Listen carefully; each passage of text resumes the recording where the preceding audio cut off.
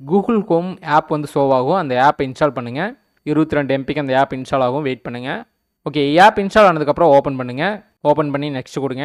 Next கொடுத்ததுக்கப்புறம் வந்து பார்த்தீங்கன்னா நீங்கள் எந்த ஜிமெயில் அக்கௌண்ட் வச்சு லாகின் பண்ணுறீங்க மாதிரி கேட்கும். ஏதோ ஒரு ஜிமெயில் அக்கௌண்ட்டை வந்து பார்த்தீங்கன்னா செலக்ட் பண்ணிக்கோங்க.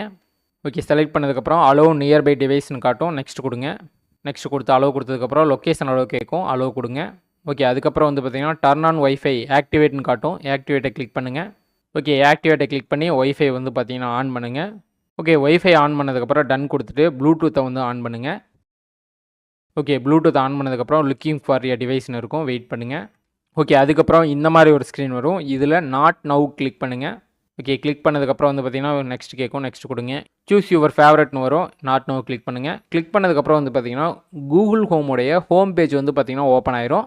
ஓகே, இதுக்கப்புறம் நீங்கள் என்ன பண்ணணும்னா மொபைலில் வந்து பார்த்தீங்கன்னா ஹாட்ஸ்பாட் ஆன் பண்ணுங்கள்.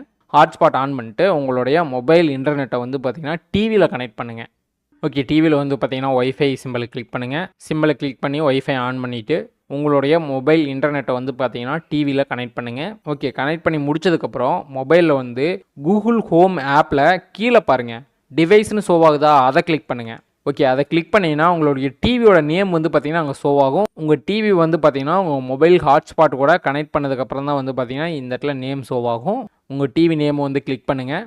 ஓகே, கிளிக் பண்ணதுக்கப்புறம் இந்த மாதிரி ஒரு ஸ்க்ரீன் வரும். இதில் கேஸ்ட் மை ஸ்க்ரீன் இருக்கா கீழே, அதை கிளிக் பண்ணுங்கள்.